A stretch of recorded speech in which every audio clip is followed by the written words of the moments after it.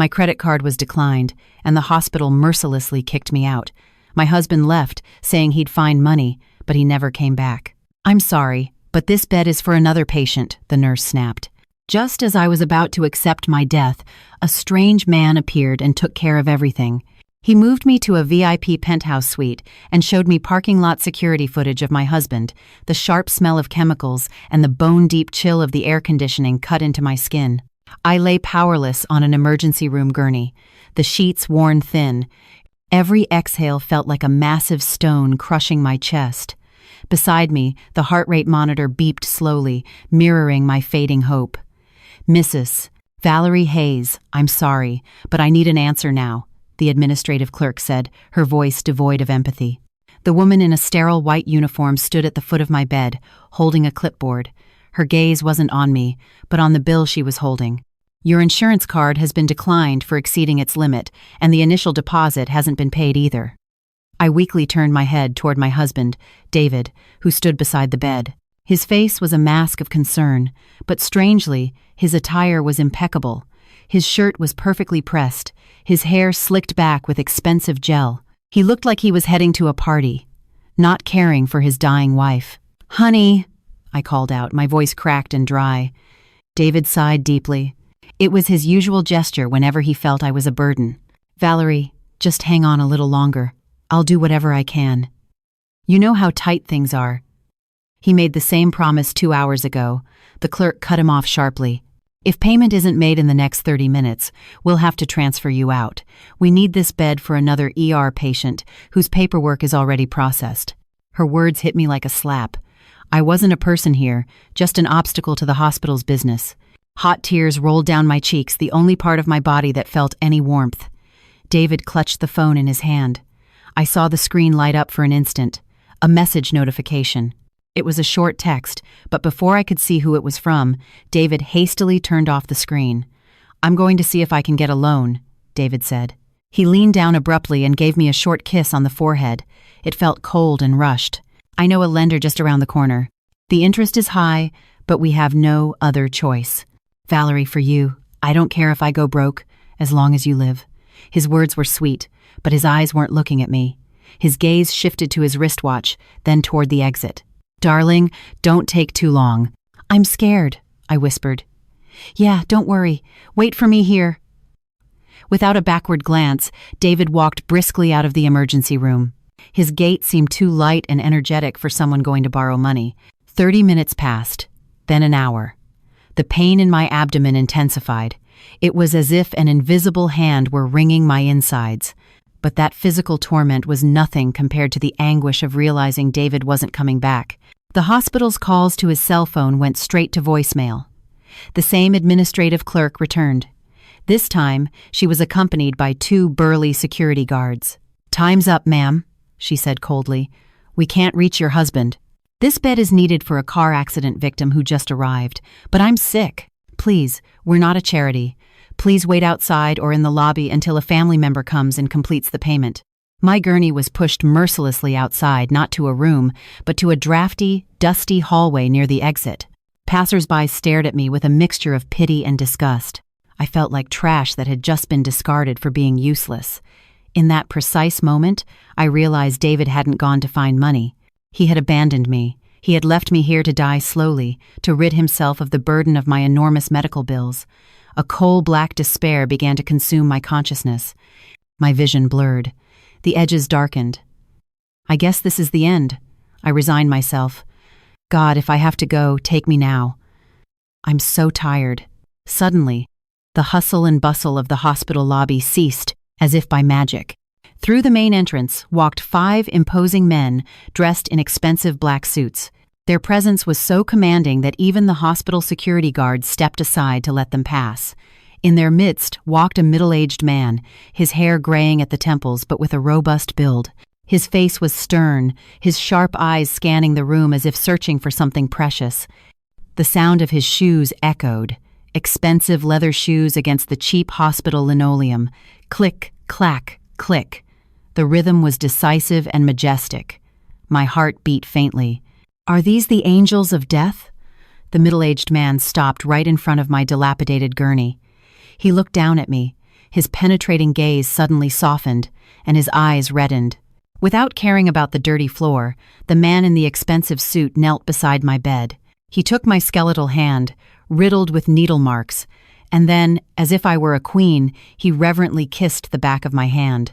His shoulders trembled as he held back sobs. "Who are you?" I asked in a voice that was barely audible. The man lifted his face. Tears streamed down his lined but clean-shaven cheeks. He looked at me with profound guilt in his eyes. "Forgive me, miss," he said. His voice trembled but was heard clearly in the silent hallway. "This servant, Harrison, I regret finding you so late. I have just completed the paperwork to acquire this entire hospital to ensure you receive the best possible treatment." I opened my mouth, stunned and weak. "Mr. Harrison," turned to the hospital director who had rushed over, pale and nervous. Harrison didn't stand up. He issued a chilling order that made the entire hospital staff tremble. "Prepare the penthouse VIP floor. Fly in the best specialists from abroad right now. If a single hair on the Mrs. Head falls due to your negligence, by tomorrow morning, this hospital will be nothing but ashes." Then he looked back at me. His gaze held an immense secret. "Miss Valerie Hayes, your husband, he didn't just abandon you. He stole something that should have been yours from the day you were born." What did this stranger's words mean? And what had David been hiding from me all this time? The dazzling white light I had mistaken for the threshold of the afterlife slowly dimmed, transforming into the warm, serene glow of a crystal chandelier. The nauseating smell of chemicals and blood from the hallway below was gone. In its place floated a subtle aroma of lilies and lavender. My body no longer felt the hardness of the thin ER mattress. Now my back rested on a bed so plush it seemed to embrace each of my fragile bones. I blinked. The ceiling of this room was high, adorned with intricate plaster moldings. In a corner, a cream-colored leather sofa looked impossibly comfortable. A world away from the hard plastic chairs where David made me wait for hours every time he went to pick up his prescriptions. "Are you feeling better, miss?" a deep voice asked, soft but filled with profound respect. I slowly turned my head. The middle-aged man, Harrison, was still there. He stood tall by a massive picture window that offered a panoramic view of the city lights. His black suit was still impeccable, but his face seemed more relaxed than when he was crying in the hallway. "Where am I?" I asked. My voice was still hoarse, but thanks to the oxygen tube in my nose, breathing was much easier. "On the top floor of this building, miss. The executive floor reserved for the founding family of the Sterling Corporation, the place that was rightfully yours." Harrison approached as he answered. He poured warm water into a crystal glass and carefully offered it to me, helping me drink with a straw. As the warm water soothed my throat, a bit of clarity returned to my mind, but Harrison's words only confused me more. The Sterling Corporation, my right. "Mr. Harrison, I think you have the wrong person," I refuted weakly after drinking. "I'm Valerie Hayes, just an orphan who grew up in the foster care system on the outskirts of the city. My husband, David, always said that because I had no roots, I attracted bad luck. My memory flashed back to 2 months ago when the doctor gave me the first diagnosis. We were in our small, damp-walled rental apartment. David threw the test results on the rickety dining table. "Look at this, Valerie. A rich person's disease in a poor person's body. This has to be from your unknown parents' genes," David had yelled then, his eyes red, not with sadness, but with rage. "You're a carrier of bad germs. It wasn't enough to be an orphan and a nuisance. Now you're going to bankrupt me. I should have listened to my mother when she told me not to marry you." Those words were seared into my mind like a branding iron. I believed him. I believed I was a burden, that my lack of parents made me a second-class citizen who deserved to suffer. Harrison sighed deeply, as if he had read my dark thoughts. He pulled a thick leather folder from his inner pocket and slowly placed it on my lap. "Your husband is a very wicked and clever liar, miss." Whenever he mentioned David, Harrison's tone became cold and sharp. "You weren't abandoned. 25 years ago, there was a mass kidnapping of infants from the maternity ward of this very hospital, a hospital that belonged to your grandfather. You disappeared. Your mother passed away a year later from the shock, and your grandfather spent the rest of his life searching for you, his only granddaughter." With trembling hands, I opened the folder. Inside was a faded photo of a baby with a crescent-shaped birthmark on her left shoulder, the same birthmark I had. And then a DNA test report dated 3 years ago. My eyes widened. 3 years ago? But I just met you today. You didn't take that test, miss. Harrison cut in quickly, his jaw tight. Look at the name of the test applicant on the line below. My trembling index finger traced the document. There, written, was a name I knew all too well, the name I had always respected as the head of the household. Applicant, David Chen. That night, my world collapsed for a second time. David. He knew. Tears began to well up again, but this time they weren't tears of sadness, they were tears of sharp pain and overwhelming confusion. He's known who your family was for 3 years. He accidentally found some old records at the county office from your time in foster care. He secretly took a sample of your hair and ran it against the missing persons database we had circulated, Harrison explained. Harrison clenched his fists, restraining his rage. He didn't tell us, and he didn't tell you. Instead, he saved it as his ace in the hole. He waited for your grandfather, the chairman of the Sterling Corporation, to pass away last month. According to the chairman's will, if the granddaughter was not found, all assets would be frozen. But if the granddaughter was found deceased, her husband or legal heir could claim a multi-million-dollar humanitarian compensation. The air was knocked out of my lungs. A wave of extreme nausea churned my stomach. All this time, David wasn't just lazy. He was waiting for me to die. He let my illness worsen. He refused to take me to a specialist. He gave me only over-the-counter drugs and psychologically pressured me to give up. All his cruel words, all his accusations of bringing bad luck, it was all a script to make me feel worthless and die faster. He didn't go looking for a loan, miss, Harrison continued, pulling me from my thoughts. He picked up the TV remote and turned it on. The large screen on the wall came to life, showing a recording from the hospital's parking garage security cameras. On the screen, David was walking calmly toward a red sedan parked in a dark corner. The car door opened, and a young woman in a tight dress greeted him. David got in, and they kissed. Then the car sped out of the parking garage, leaving me to die in the ER. "That woman is?" I asked, my voice empty. His secretary from the office, David, claimed he was fired from 6 months ago. It turns out he was still working there, and was even recently promoted, Harrison replied. The pain in my body vanished in an instant, replaced by a fire of rage burning in my chest.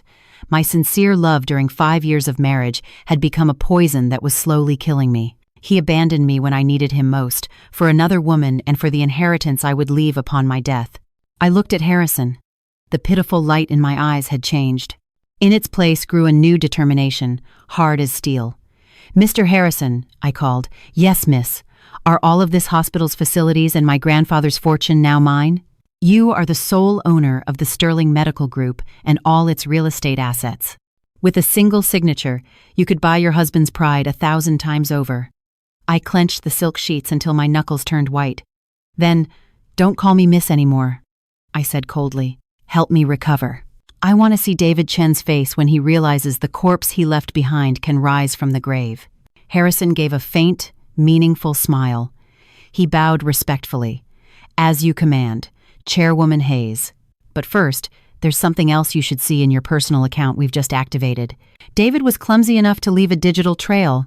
What else was that angel-faced demon hiding? 2 weeks passed like a blurry but beautiful dream. I no longer woke up to rainwater dripping on my face from a leaky ceiling, or to the shouts of debt collectors banging on the metal door of our rental apartment. Instead, each morning I was awakened by sunbeams filtering through thick silk curtains and the aroma of the finest consommé served on a silver tray. The medical team summoned by Harrison worked with astonishing efficiency. The surgery to remove the toxins from my body was a success. The inflammation in my kidneys and liver was not due to a genetic disease, but to a foreign substance that had accumulated in my system. I felt a new energy flowing through my body, which before had seemed too fragile, as if it refused to live. Thanks to vitamin infusions and intensive skincare provided by a team of dedicated nurses, the blush returned to my cheeks, which were once as pale as a corpse's. This morning, for the first time, Harrison allowed me to get out of bed without a wheelchair. "This way, Chairwoman Hayes. I had them replace the bathroom mirror with a larger one so you can see your true self." Harrison said as he opened the door to a spacious bathroom that was twice the size of our old apartment. I walked in, my bare feet on the warm marble floor. In front of the floor-to-ceiling mirror, I froze, my breath caught in my throat. The woman staring back at me was a stranger. My hair, once dry and brittle and usually thrown into a messy bun, was now a cascade of shiny black waves that reached my back, thanks to the stylist they had brought to my room. My skin, once dry and flaky, was now hydrated and radiant. My cheekbones, once prominent from malnutrition, now looked elegant and determined, framing sharp, round eyes. Filled with questions instead of fear, I touched my cheek. "This is me." "That is the true face of the Sterling Corporation's heiress," said Harrison, standing in the doorway, smiling with pride.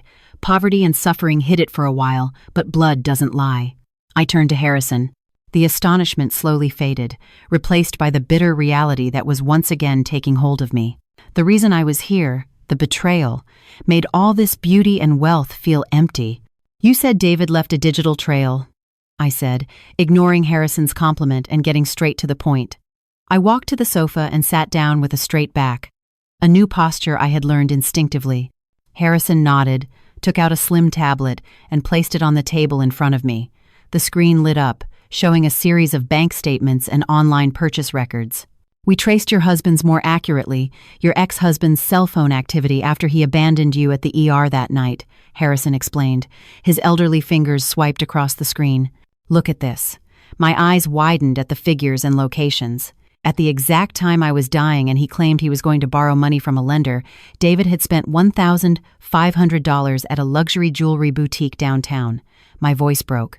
"He told me we didn't have money to pay the electricity bill. He said we had to fast on Mondays and Thursdays to save money, and it turns out he had $15,500 in a secret account. And look at this online rideshare booking history," Harrison continued mercilessly. The trip history showed a consistent pattern.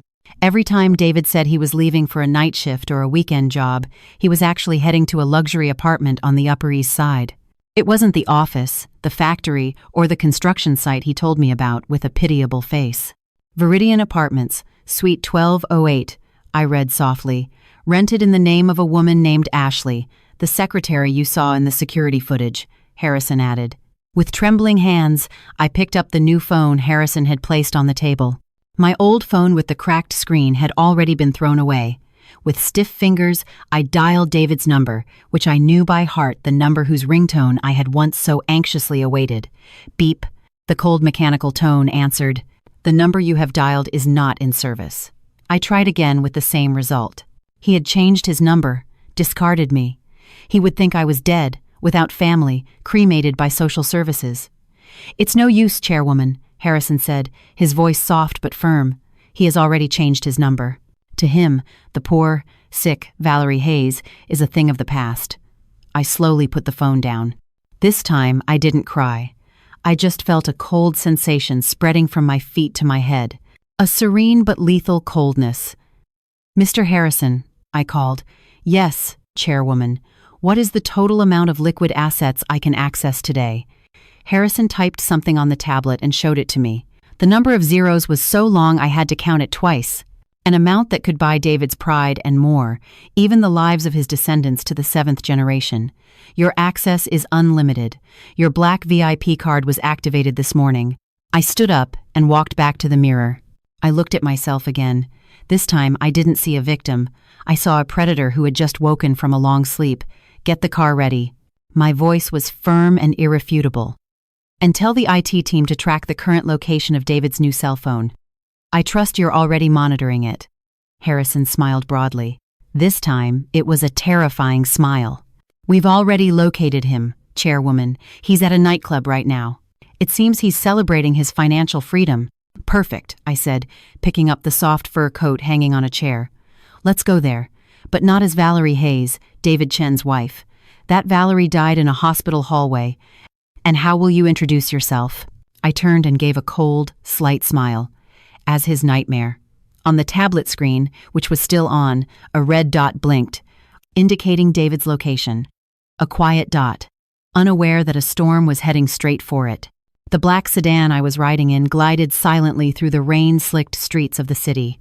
Inside the car, which smelled of high-end leather, I sat in silence, watching the street through the tinted windows. I used to look at luxury cars like this from the hot, dusty windows of public transport, counting the coins in my purse to buy something for dinner. Now I was sitting as the owner of this car, but my heart felt much emptier than when I was poor. "We have arrived at our destination, Chairwoman." Harrison's voice broke the silence.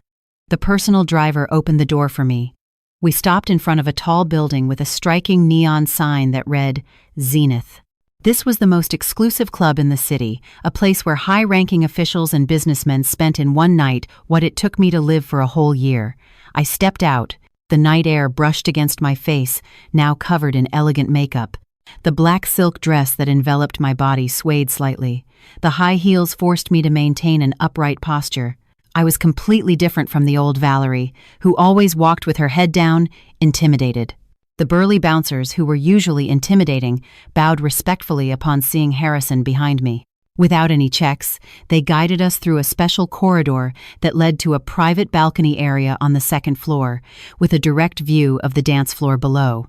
The music boomed so loudly it made my heart vibrate, and the dazzling lights spun dizzily. But my eyes were fixed on one spot among the crowd at the VIP tables below. There he sat, David Chen. He was wearing a shiny gray suit I had never seen before. On his wrist, a gold watch flashed every time the light hit it. He didn't look sad. There wasn't a shadow of grief on the face of the man who had abandoned his dying wife in a hospital 2 weeks earlier. On the contrary, he was smiling. A broad smile that showed all his teeth. That smile, which in our difficult times had always reassured me, now sounded like the edge of a knife scraping my eardrums. Beside him sat a woman in a scarlet-red dress. Ashley. The woman clung coquettishly to David's arm. She whispered something that made him laugh even harder. "Mr. Harrison," I whispered without taking my eyes off them. "Is the listening device working?" Harrison handed me a small wireless earpiece. "With total clarity, Chairwoman." I had one of my men place a microphone under their table 10 minutes ago. I put the earpiece in my right ear. Immediately, the noise of the music around me faded. Instead, the conversation from David's table filled my ears, as clear as if I were sitting next to them. "Honey, are you sure that Valerie Person is really dead?" Ashley's syrupy voice reached my ears. I held my breath. I gripped the balcony railing. David's voice sounded carefree between sips of alcohol. "Of course, she is! Ashley! You think she could have survived? Her kidneys were shot, her liver was inflamed, and she didn't have a penny. The hospital has probably already sent her to social services or had her cremated as an unidentified body. I turned off my phone on purpose so they couldn't bill me for the body disposal fees. My blood boiled. I felt heat rise to my head. Not only had he abandoned me, but he had no intention of even collecting my body if I had really died. "You're so bad," Ashley giggled softly. Her tone wasn't one of reproach, but rather seduction. "So, when can we collect the insurance? You said the life insurance policy in Valerie's name was for $3 million. Patience," David replied. "Let's wait another month so we don't raise suspicion. I'll go to the hospital, pretend to cry a little, and get the death certificate. After that, the $3 million will come in, and we'll move somewhere else, maybe Europe, like we planned. No more parasitic wife who only consumes resources." Tears fell, not of sadness, but of extreme repulsion. All this time, behind my back, he had been paying the premiums on an expensive life insurance policy in my name. Meanwhile, he claimed we had no money for daily expenses. So, that poison. He tried to poison me for $3 million. I looked down again. David raised his glass. "To our future, Ashley. And to Valerie, after making my life hell for 5 years. May she rest in hell," David shouted loudly. And they both clinked their glasses and laughed like madmen. Without realizing it, I broke the wine glass I was holding. The glass shards tore my palm, and drops of blood fell onto the velvet carpet. Harrison quickly approached with a handkerchief. "Chairwoman, your hand, leave it," I said coldly. The sting in my palm helped me focus. This pain reminded me that I was still alive and that this was real. I looked at the red blood soaking the white handkerchief. The same color as that adulteress's dress, the same color as my husband's rotten ambition, Mr. Harrison. My voice trembled, containing the rage that was about to erupt. Yes, Chairwoman Hayes. I gestured with my chin towards David below. Who owns this building? Who owns the club where this scum is partying? Harrison consulted his tablet for a moment. This building is owned by a business partner of the Sterling Corporation, Chairwoman. In fact, the lease expires next month, and the owner is in urgent need of liquidity. I smirked. A smile I had never made in my life. The smile of a predator who has just located her prey. Buy it, I ordered dryly. Buy this building tonight. Double the price if necessary, as long as the title is in my name by dawn. Harrison looked surprised, but his eyes showed admiration. It will be done immediately. And what is your plan once the building is yours, Chairwoman? I looked at David, who was now drunkenly dancing with Ashley. They looked so happy over my suffering. Tomorrow morning, make sure David Chen receives a special invitation from the new owner of this building, I whispered harshly. Tell him there's a mysterious investor interested in his fraudulent business. I want him to crawl to me and put his own neck in the noose I've prepared. I turned and left the balcony behind. My back was straight. The weeping Valerie Hayes had just died along with the pieces of broken glass. From now on, the game had begun, and I held the dice. Proceed, I told Harrison as he opened the door for me. Understood, boss. That morning, the New York sun felt different. It wasn't the heat that burned my skin when I had to walk to the market, but a warmth that reflected beautifully on the floor-to-ceiling windows of the 40th floor office building that was now mine. I stood in front of the large mirror in the CEO's office. My appearance had completely changed. My black hair was now swept up into a modern chignon, revealing a long neck adorned with a diamond necklace worth more than my old apartment's rent. My face had been perfectly made up by a professional makeup artist, accentuating my jawline and sharp eyes, hiding any trace of the poor wife Valerie Hayes. My body was clad in a dark red power suit by a renowned designer. It radiated an undeniable aura of authority. Perfect, whispered Harrison, who stood near the door. The meeting is scheduled in 5 minutes, Chairwoman. Regina. I had chosen the name Regina. Similar, but it sounded more elegant. A name that would become David's nightmare. Show him in, I ordered as I swiveled the massive chair to face away from the door, looking out at the panoramic view of the city. My heart was racing. Not from fear, but from adrenaline. I was about to meet my husband again. The double teakwood doors opened. I heard the sound of hesitant footsteps entering the spacious, cold room. Good morning. May I come in? I heard David's voice. There was a hint of nervousness I had rarely heard from him. Usually, he was the one who yelled, but now his voice was as small as a mouse's. Harrison greeted him. Mr. Chen, welcome. Please have a seat. Chairwoman Regina is expecting you. I heard the sound of a chair being pulled out. There were a few seconds of silence in the room. I let him wait. I let the anxiety take over his mind. In the world of business and revenge, the one with the most patience wins. Slowly, I swiveled the chair around. As my face met his, I saw David's reaction.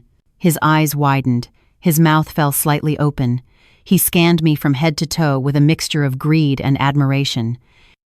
He didn't see Valerie Hayes. He saw money, power. He saw a high society woman out of his league. His filthy mind would not be able to connect the majestic woman before him with the disheveled wife he had left to die in the ER. Poverty had made my old face look gaunt and pale. Wealth, on the other hand, had sculpted me into a brilliant marble statue. Good morning, Mr. Chen, I greeted. I made my voice deeper and more authoritative. I erased the soft accent I used at home. Good morning, Chairwoman Regina, he stammered in response. He hastily adjusted his cheap tie, trying to look presentable. It's an honor for an investor like you to summon me. I was very surprised when your assistant contacted me this morning. I hear you're looking for funding for a real estate project, I said, glancing at the fake business proposal he had submitted to several banks, all of which, except me, had rejected. That's right, Chairwoman. David began to pontificate. His silver tongue started to flow. If I have a partner who believes in me, I guarantee we'll double our profits in a year. I gave a slight smile. Visions are cheap, Mr. Chen. What I need is collateral. I stood up and slowly walked around the desk, approaching him. David seemed entranced as my expensive perfume wafted through the air. He swallowed hard when I stopped a meter away from him.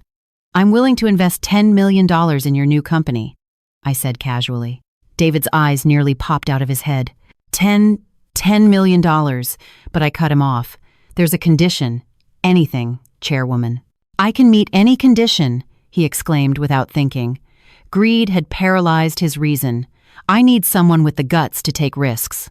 This contract stipulates that if the project fails within 6 months, all your personal assets, including future assets like any insurance or inheritance you might receive, will become the property of my company with an additional 50% interest. I stared him straight in the eyes. Do you have the guts to sign? David seemed to think for a moment. He was surely calculating the $3 million from my death insurance. He thought it was a sure thing. He thought if the business failed, he could pay off the debt with his wife's death money. How ironic. I do, chairwoman, he replied firmly. I'm certain this business will be a success. Good. I handed him a gold fountain pen. As David reached for the pen, our fingers brushed. There was a moment of silence. David slightly withdrew his hand, frowning and looking at me. Excuse me, chairwoman. Have we met before? He asked hesitantly. Your eyes remind me of someone. My heart seemed to stop for an instant. Was my disguise blown? But I immediately regained my composure. I laughed softly, a cool, elegant laugh. You've probably seen me in business magazines or at some gala, I excused myself nonchalantly. My face must be quite common to those who tend to have vain illusions. He didn't catch the sarcasm. David also laughed awkwardly, feeling foolish for having associated the wealthy investor with someone from his past. Ah, it couldn't be. The woman I knew was a wreck.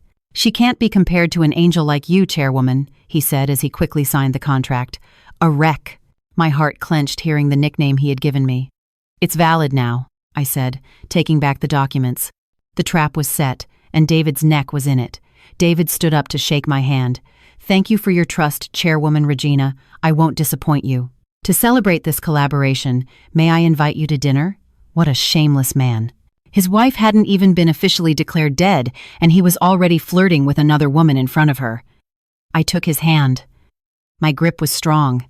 I squeezed the bones of his fingers a little harder than necessary. Save your money, Mr. Chen. You'll need it later, I replied meaningfully. Now leave. I'm busy. David left with a radiant face, as if he had won the lottery.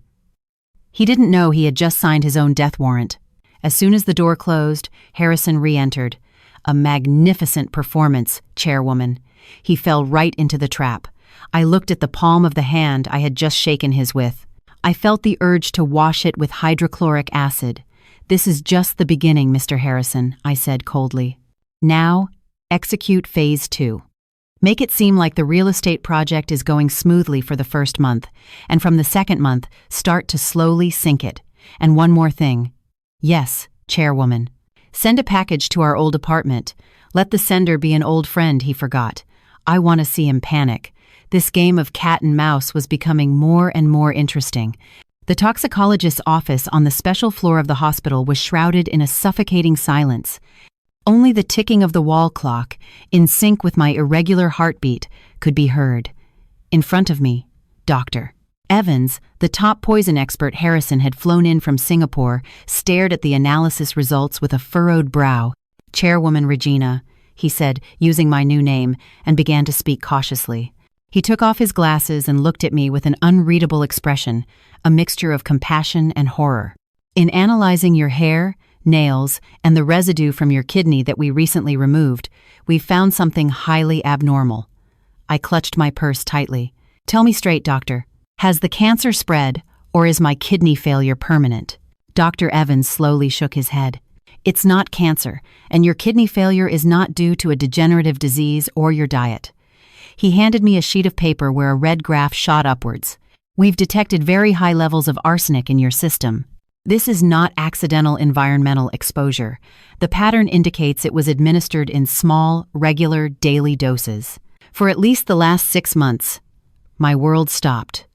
Arsenic. Rat poison. Are you saying someone has been poisoning me? I asked, a lump in my throat. My mouth suddenly felt dry. It was as if I could feel that bitter, metallic taste at the back of my tongue again. Exactly. Arsenic is tasteless and odorless and dissolves well in hot water. The symptoms mimic a common illness. nausea, vomiting, hair loss, skin darkening, and a slow damage to internal organs. The culprit was very methodical and patient. They didn't want you to die quickly. They wanted to kill you slowly so it would look like a natural death and avoid an autopsy. My blood ran cold. My memory flew back to the past, to the small kitchen of our damp rental apartment. For the past 6 months, every night, David had always been so caring. "Valerie, drink this herbal tonic. I bought it expensively so you'll get better soon," I remembered David saying, handing me a mug of a murky, warm liquid. I remembered how he always waited until I drank the last drop. I remembered his smile when I winced, holding back nausea after drinking it. I thought it was the encouraging smile of a devoted husband. It turned out to be the satisfied smile of a murderer watching his victim swallow the bait. "David Chen," I whispered, the name tasting like filth on my tongue. Harrison, standing in a corner, stepped forward. His face was red with suppressed rage. "That bastard. No wonder he was so sure you were going to die and refused to seek further treatment. He knew exactly what he was feeding you." "He didn't just abandon me," I whispered, tears of rage falling one by one. "He tried to kill me. My husband, the man who slept beside me every night, was poisoning my drink while telling me, 'I love you.' The pain of betrayal from before was nothing compared to this. This was pure evil. David wasn't human. He was a demon in a mask. He wasn't caring for me out of love, but to ensure he administered the dose of poison on time. "Doctor," I said, wiping my tears abruptly, "is this medical evidence enough to put him in jail?" "It's enough to start an investigation, Chairwoman, but to charge him with premeditated, attempted murder, the police will need physical evidence, the container that held the poison or remnants of the drink you used to take." I froze. "Remnants of the drink." "The glass jar," I exclaimed. "There's a glass jar in the top kitchen cabinet of the rental apartment. David said it was a special herbal powder that couldn't be exposed to sunlight. It was half full when they took me to the hospital." I turned quickly to Harrison. "Mr. Harrison, has David cleared out that apartment yet?" Harrison quickly checked his phone. "Not yet, Chairwoman. According to the field team's report, David hasn't been back there since you were hospitalized. He's been too busy splurging in his new apartment. But what? The lease expires the day after tomorrow. The landlord has threatened to throw everything out if the belongings aren't removed by then." My heart began to race again. If the landlord cleaned out that house and threw that jar in the trash, the crucial proof that David poisoned me would be gone forever. Without that jar, David could claim I got food poisoning from street food or any other excuse. I jumped up, ignoring a slight dizziness. "Get the car ready. We're going to that apartment right now," I ordered. "But, Chairwoman, your condition isn't stable enough for you to be exposed to emotional stress or such an unhealthy environment. It's not safe for you now." Harrison tried to stop me, concerned. "To hell with safety," I yelled. Rage gave me strength in an instant. My life almost ended at that man's hands. I'm not letting him get away with it because I'm afraid of getting dirty. I will collect the evidence of his crime myself. Harrison, seeing my irrefutable gaze, was silent for a moment, then nodded obediently. An hour later, my luxurious sedan pulled up at the entrance of a narrow, muddy alley. The sky was overcast, reflecting my somber mood. The neighbors eyed the gleaming car parked there suspiciously. Not in their wildest dreams would they imagine that inside was the neighbor they always gossiped about for being poor. I put on a large black face mask and a wide-brimmed hat to cover most of my face, observing the surroundings with sharp eyes.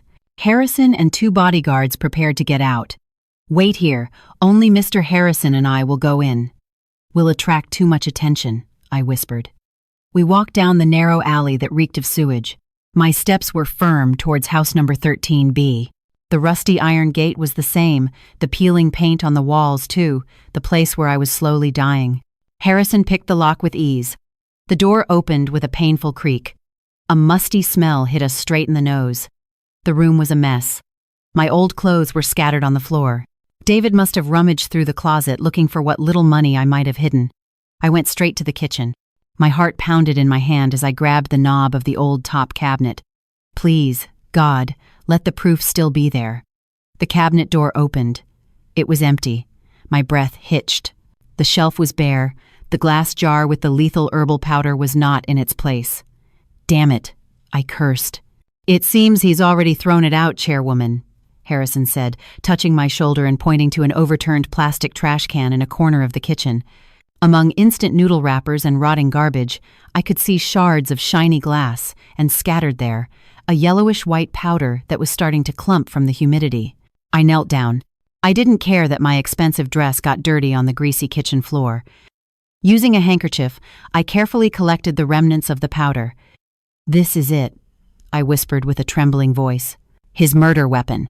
But just as I was about to stand up, the sound of a motorcycle stopped right in front of the house's fence. A very familiar sound. It was the sound of David's old motorcycle. "Ah, I forgot the keys," we heard David complain outside the house. The sound of footsteps approached the front door. Harrison and I were trapped in the kitchen. There was no other exit than the front door that my husband, that cold-blooded killer, was about to open. How could I get out of here without my identity being discovered? Harrison's breath was a low pant in my ear. His strong right hand grabbed my arm and pulled me into the narrow bathroom located right next to the kitchen. The plastic bathroom door, with its broken hinges, closed slowly without a sound, leaving only a pin-sized crack to look out from. The smell of cheap soap and the moldy floor of this tiny space rekindled my past traumas. It was here that I used to cry in secret when David forgot to pay the water bill, and we were without it for days. But now I was no longer the weeping wife. I was a hunter hiding in the wolf's den. David's footsteps echoed heavily on the cracked tile floor. He walked into the living room whistling, a whistle that indicated he was in a good mood. "Damn hovel," he complained loudly. His voice rumbled into the kitchen, hot, smelly, and cramped. "Good thing I'll soon be free of this shack of pain." Through the crack in the door, I saw the shadow of his back pass by. He was wearing an expensive-looking silk shirt, surely bought with the advance from the $10 million I had just deposited yesterday. How ironic. Insulting the house where we lived together with my own money. David rummaged through the living room drawers. "Where the hell is the storage key? I swear I left it here yesterday." My heart was beating like crazy. It felt like it was going to burst out of my ribs. In my hand, I clutched the handkerchief with the arsenic powder. If David came into the kitchen, or worse, if he came into the bathroom to relieve himself, my disguise would be over. He would find me hiding with a strange man, and my entire revenge plan would be shattered. Harrison put his index finger to his lips, signaling me to hold my breath.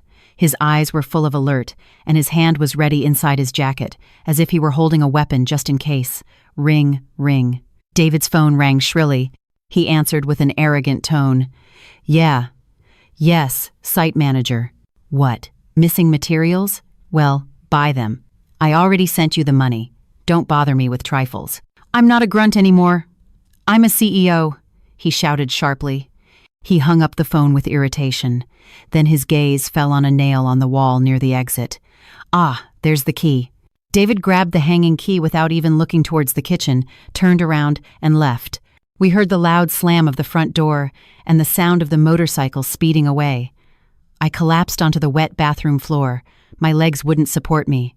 Harrison immediately helped me up and brushed the dust off my expensive dress. "Are you all right, Chairwoman?" he asked worriedly.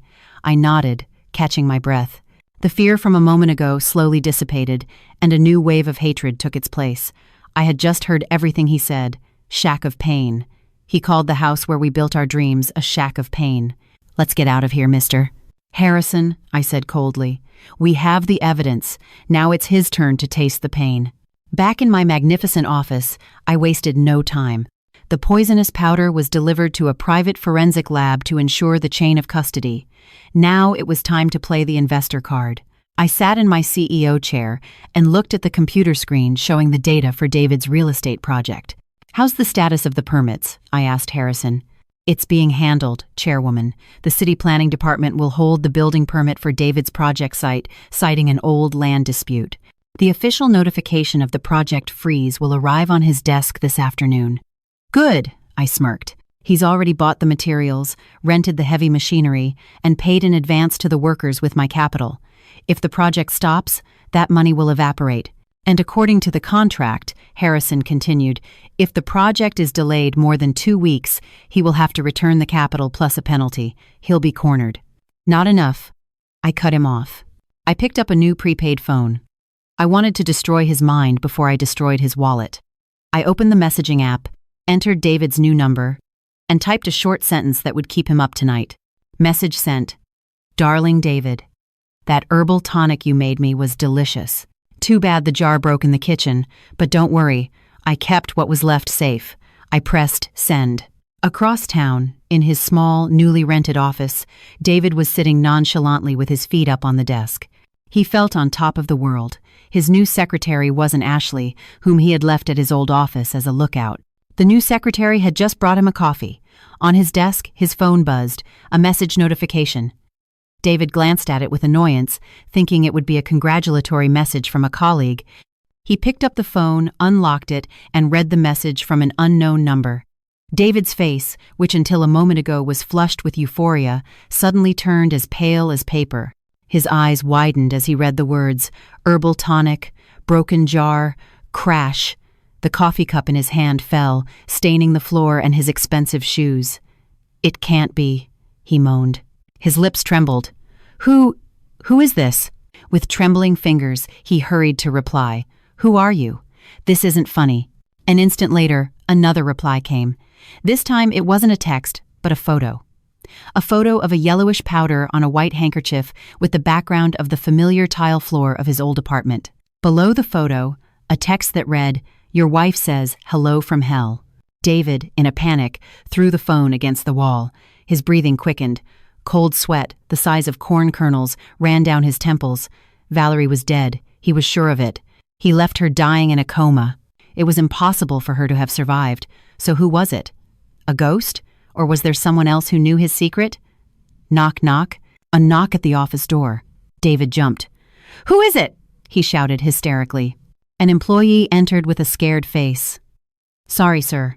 A notice came from the city. They say our project has been temporarily suspended due to a land issue. David collapsed into his chair. He felt like his head was going to explode. On one hand, the terror of a ghost. On the other, the disaster of his business. He felt as if the office walls were closing in, slowly pushing him toward madness. In the office across from him, I saw the message marked as read. I put the phone down silently. He was already caught in the spiral of terror. Mr. Harrison, I said softly, get the car ready now. I want to visit our panicked investor as Regina to show my disappointment in his poor performance. Harrison smiled. You really know how to torture people, chairwoman. I learned from the best, I replied, looking at a half-burned wedding photo with David from my own husband. But what I didn't know yet was that David, cornered, would commit an act far more dangerous and reckless than putting poison in a drink. That afternoon, a torrential rain fell on New York City. It was as if the sky was also weeping for the miserable figure of the man standing drenched in front of the hospital information desk. David Chen, whose hair used to be impeccably slicked back with expensive gel, now looked like a madman. His hair was matted. His bloodshot eyes darted with madness, and his breathing was ragged and shallow. Check again, David shouted, slamming his fist hard on the marble counter. Several hospital visitors turned in surprise. My wife's name is Valerie Hayes. She was admitted to the ER 2 weeks ago. I need a death certificate. I have to claim the insurance. The nurse at the counter was frightened, but her fingers kept dancing over the computer keyboard. I'm sorry, sir, I've checked our database 3 times, the nurse replied with a trembling voice. There is no deceased patient named Valerie Hayes on that date. There's no record of admission or discharge. Liar! David screamed hysterically. He grabbed the nurse by the collar of her uniform, but 2 burly security guards quickly subdued him from behind. Let go of me! My wife died here! I left her in that hallway! David raved, now pointing to the empty ER hallway. You must have hidden the body or thrown it in the river. Sir, if you don't calm down, we will call the police, one of the guards threatened as they dragged David out of the lobby. David was thrown onto the muddy asphalt of the parking lot. He sat on the hard ground. The rain soaked him instantly. It was cold, but that coldness was nothing compared to the terror that chilled his blood. Missing records. If Valerie wasn't registered as deceased, it meant she was still alive. But how? That woman was dying. She didn't have a cent. Who had helped her? And that threatening message, the photo of the poison powder. Arg! David grabbed his hair in frustration. The vision of Valerie returning from the grave to take revenge constantly haunted him. He felt watched from every dark corner of the parking lot. In the midst of his panic, the phone in his wet jacket pocket vibrated for a long time. David took out the phone with trembling hands. The screen lit up, showing the name that had now become his other greatest source of terror: Office of Chairwoman Regina. David swallowed hard and brought the phone to his ear. "Yes, Mr. Chen." The woman's voice on the other end was cold and professional. "Chairwoman Regina has asked me to relay an urgent message. Given that your project has been officially suspended by the government as of today, I am informing you that according to Clause 2, Chapter 5 of the contract, your company is in a state of default." David's heart seemed to stop. "Wait a minute, ma'am. Can I explain? It's just a small administrative problem." "Chairwoman Regina does not need explanations," the voice cut in sharply. "She wants her money back. The capital of $10 million plus a 20% penalty, which totals $12 million. The payment deadline is tomorrow at 9 a.m. If the funds have not been transferred by then, our legal team will proceed to seize all your personal assets and sue you for investment fraud." The call was unilaterally disconnected. David stood frozen in the rain. The phone slipped from his hand and fell into a puddle. $12 million by tomorrow morning. He checked his balance in the banking app on his cracked phone. He only had $50,000 left. The rest he had already spent on renting a luxury office, buying a sports car, online gambling, and showering Ashley with gifts. He was bankrupt. He was completely finished. If he didn't pay, he would go to jail. If the police investigated his assets, they might find the trail of the arsenic purchase. If Valerie's ghost really reported him, jail or death, those were the only options. David staggered to his car, got in, slammed the door, and isolated himself from the outside world. In the silence of the car, he punched the steering wheel, sobbing. He blamed everyone: the stupid site manager, the city council, Valerie for not dying quickly, and especially that woman, Regina. "It's because of that crazy investor that I'm in this mess. She set me up with a diabolical contract," David muttered bitterly, staring through the rain-blurred windshield. Then, a dark thought crossed his mind, a thought much more sinister than when he decided to poison Valerie. If Regina dies, the contract could be legally voided, or at least it would create enough chaos in her company to give me time to flee the country. Regina was a single woman. She didn't seem to have a husband or children. If she disappeared, who would claim the debt from him? David opened the car's glove compartment. Hidden there was a tactical folding knife he had bought for show. He took out the knife, flicking open the sharp, shiny blade. "You think you can stomp on me, Regina?" David whispered to his own reflection in the rearview mirror. His face no longer showed fear, but the determination of a cornered killer. He remembered that tomorrow night, Regina was hosting a corporate gala to celebrate the acquisition of her new building. The same club building where David had been partying. Regina had invited all her business partners, including him. It was the perfect opportunity. In the crowd, or when that arrogant woman let her guard down backstage. "I'll shut your mouth forever, Regina," David growled. "And then I'll find where Valerie's body is hidden and burn it to ashes." He started the car.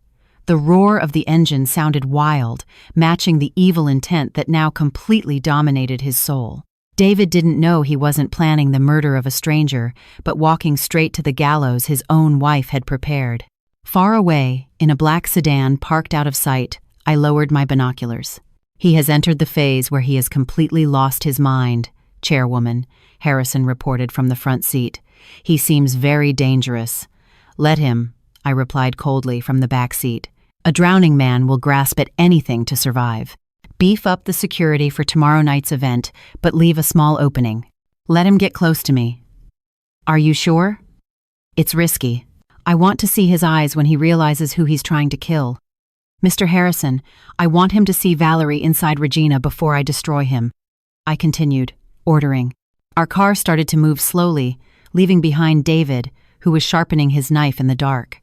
The grand ballroom of the skyscraper had been transformed into a sea of opulence. Hundreds of guests, high-ranking officials, top-tier entrepreneurs, and members of high society, dressed in evening gowns and tuxedos, mingled, holding glasses of champagne that sparkled under the lights of a massive chandelier. The soft melody of an orchestra created an elegant atmosphere, but it contrasted sharply with the storm raging in David's chest. David entered with trembling legs. The tuxedo he wore seemed to choke him, and a cold sweat constantly ran down his back. Even though the air conditioning was at full blast, his eyes, instead of admiring the expensive imported floral decorations, frantically scanned the room for his target. His hand, in the right pocket of his jacket, clutched the hilt of the sharp knife. "Tonight has to end it." David repeated that mantra over and over to ward off fear. Kill Regina, and when panic ensues, escape through the emergency exit. Across the room stood a magnificent stage, and there she was. Regina. She wore a golden evening gown that fit her body perfectly, shining like a goddess among common people. She laughed animatedly with several foreign investors. She seemed so authoritative and unattainable. David's blood boiled. The woman who had ruined him. The woman who had made him be haunted by his wife's ghost. Suddenly, the lights in the room dimmed. A spotlight turned to the stage. The music ceased. Regina walked to the microphone. A confident smile adorned her scarlet-red lips. "Ladies and gentlemen, good evening." Her voice resonated, sonorous and majestic. "Thank you for coming to celebrate the acquisition of this building. Tonight is not just about business, but about revealing the truth." David pushed his way through the crowd, getting closer to the front of the stage. Now the distance was barely 15 feet. He calculated the steps. 3 running steps, a leap, stab in the neck quick and lethal. "But before we toast," Regina continued. Her eyes suddenly locked directly onto David, who stood in the crowd. The gaze was sharp, penetrating, and strangely familiar. "I would like to invite one of my business partners to the stage. Someone who has taught me the meaning of patience and suffering. Mr. David Chen, please come up." David's heart seemed to stop. The spotlight suddenly illuminated his pale face. Thunderous applause erupted. David froze. He didn't expect to be called up, but his criminal brain saw this as the perfect opportunity. He didn't need to push through guards. He had been invited to get close. With a forced, stiff smile, David climbed the steps of the stage. His hand was still in his pocket, gripping the knife. "You asked for it, Regina. You're digging your own grave," he thought cunningly. When David stood right next to Regina, he could smell the woman's perfume, an aroma of lilies and lavender. That scent. Wait a minute. Why did that scent remind him of the cheap detergent Valerie used to use? "Mr. Chen," Regina whispered, low enough for only the two of them to hear without the microphone. "You seem nervous. Are you afraid of seeing a ghost?" David stiffened. "Cut the crap, you bitch," David growled softly. His eyes revealed his murderous intent. Regina laughed softly, a cold, piercing laugh. She turned back to the microphone, facing the hundreds of guests. "Ladies and gentlemen, this man beside me has a truly incredible business plan, but unfortunately, his morality is extremely low." Regina snapped her fingers. "Play the recording." The giant screen behind the stage lit up, showing not stock charts, but an audio wave. The next moment, David's drunken voice from the club boomed throughout the hall through concert speakers. "Of course, she is. Ashley. You think she could have survived? Her kidneys were shot, her liver was inflamed. I turned off my phone on purpose so they couldn't bill me for the body disposal fees after making my life hell. May she rest in hell." The hall fell into a deathly silence, as if a plague had descended upon it. Hundreds of pairs of eyes stared at David with disgust and horror. David's face went from pale to red with rage and humiliation. His secret had been exposed before the elite of New York. "You set me up?" David shouted, his reason shattering in an instant. "Die!" David pulled the folding knife from his pocket. The metal blade gleamed under the spotlights. Hysterical screams erupted from the female guests. David lunged forward, brandishing the knife towards Regina's chest. But Regina didn't flinch. She didn't retreat a single step. Just before the tip of the knife touched her golden dress, a sturdy hand grabbed David's wrist from behind. Harrison had appeared out of nowhere, twisting David's hand until a horrible crack was heard. The knife clattered to the stage floor. "Ah!" David screamed in pain. His knees were forced to the ground by Harrison. Regina looked down at the now helpless David, kneeling at her feet. She signaled to Harrison not to take him away immediately. Regina bent down. Her face was now in front of her husband's, covered in sweat and tears of pain. "Trying to kill me again, darling?" Regina asked softly. David, panting, lifted his head. "Again? What are you talking about?" Slowly, Regina brought her hands to her head, removed the diamond-encrusted hairpin that held her elaborate updo. Her long black hair fell, covering part of her face. Then she pulled a wet wipe from Harrison's pocket. With a swift motion, she wiped the thick makeup from her right cheek, revealing a small mole under her eye, a mole David knew all too well. She looked at him with moist eyes. The same eyes that had looked at him with love for 5 years, before the betrayal. "Look at me closely, David Chen," she said in Valerie's original voice. Her soft accent had returned, but now it was laced with poison. "I'm not a ghost. I'm the wife you tried to poison, the wife you abandoned in a hospital hallway." David's eyes widened to their maximum, as if they would pop out. His mouth opened, but no sound came out. His brain refused to accept this insane reality. The multi-millionaire investor Regina was the poor orphan Valerie. Valerie, David whispered. His entire body trembled violently, not from the pain in his hand, but from a terror that crushed his soul.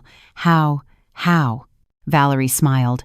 This time it was a genuine, chilling smile. She brought her lips close to David's ear. "Welcome to the hell you created, my husband. And look who's come to greet you at the exit." Valerie pointed to the main door of the ballroom, now wide open. A group of uniformed police officers was entering with firm steps, holding metal handcuffs, but it wasn't the police that made David wet his pants. Behind the police, a forensic technician held up the glass jar with the remnants of the poison powder. How could David escape this web of the law that was already closed around his neck? The camera flashes from reporters exploded like lightning in a storm, capturing the most humiliating moment in David Chen's life. The man who minutes before felt on top of the world now lay on the stage floor, handcuffed with his back arched. His face was bruised, not by a physical blow, but by the shock of a reality too harsh to bear. 2 uniformed police officers forcefully grabbed his shoulders to lift him. David struggled. His bloodshot, teary eyes frantically scanned the room for an escape, but all paths were already closed. When his gaze met mine, his struggle ceased. He no longer looked at me with hatred, but with a pleading look, the same cunning look that had always managed to soften my heart whenever he was wrong. "Valerie, honey." His voice broke with crocodile tears. "Please, I was wrong. We were just so poor, I lost my mind. I did all this so we could have a better life. You love me, right? Remember our wedding vows, honey, in sickness and in health." I looked down at him from the height of my heels, expressionless. There was no longer that flutter in my heart that always appeared when I heard his voice. My heart was empty, cold, but at peace, like a frozen lake that is no longer moved by the smallest stone. I approached slowly. Harrison tried to stop me, but I raised my hand to signal that it was okay. I stood right in front of the face of the man who was once my world. "Wedding vows," I repeated softly, but loud enough for the guests, still frozen in their seats, to hear. "You poisoned those vows spoonful by spoonful every night for 6 months. It was just a sedative, Valerie, I swear." He excused himself in a panic. "The lab results don't lie, and neither does your recorded voice." I cut him off sharply. I leaned in and looked directly into his trembling eyes. "Know that I don't hate you for being poor. I hate you because you made me feel worthless. You made me believe I deserved to die. Honey, please." David began to cry hysterically as the police started to lead him away. "Don't do this. I'm your husband, Valerie." I didn't flinch. I didn't look away until he was taken off the stage. They made him pass between the booing guests, and finally, he disappeared behind the double doors guarded by security. Silence. The magnificent ballroom fell silent for a moment. Then, one by one, applause began to be heard. At first hesitant, then louder and louder, like thunder. Business partners, foreigners, and my own employees were applauding, not for the dramatic spectacle, but as a sign of respect for my victory. Harrison approached and offered me a glass of water. The police have also arrested Ashley at David Chen's old office. She tried to wipe the computer data, but our IT team was faster. She will face charges of conspiracy to commit murder and embezzlement. I took the glass and drank a little to wet my dry throat. Good. Make sure they both end up in the most uncomfortable cell. It's already done, Chairwoman. The best legal team. We will ensure they rot in prison for life, with no possibility of parole. I nodded slowly. The victory was sweet, but it left a bitter aftertaste on my tongue. The bitterness of having lost my innocence. The naive Valerie, who believed that love conquers all, had just been dragged away along with David. The next morning, the New York sky was clear as if celebrating my freedom. I stood in a luxurious cemetery with well-manicured lawns. In front of me, 2 black marble tombstones stood side by side. Engraved on them in golden letters were the names of my biological parents. The parents I never knew, but who had bequeathed me an incredible strength in my blood. I placed a bouquet of white lilies on their tombstones. The morning wind rustled the end of my black scarf. "Dad, Mom," I whispered softly. "Valerie has finally arrived. I'm sorry. I had to travel a very long and painful road to find my way back to you." I touched my chest. The after effects of the poison pain had medically disappeared, but the wound in my heart would remain forever. I could never love someone again with the same innocence as before. Trust had become a luxury that probably not even with all this inheritance could I ever buy again. Harrison, despite there being no rain, stood a few steps away, faithfully holding a black umbrella, ready to shield me from the scorching sun. "Chairwoman Hayes," he called softly, "the shareholder meeting is in an hour. They are waiting for the new leader of the Sterling Corporation's guidelines." I took a deep breath, inhaling the smell of damp earth and fresh grass. I closed my eyes for a moment and said goodbye to Valerie Hayes, the wife from the rental apartment. When I opened them, my gaze had changed, determined, strong, and unbreakable. "Let's go, Mr. Harrison," I replied, turning and walking away, leaving the past buried along with the silent tombstones. In the office, "Don't call me Valerie Hayes anymore. Call me Chairwoman Regina. Valerie is already resting in peace." I walked towards the waiting limousine. A new world awaited me, and this time I was in control. No one could ever hurt me again.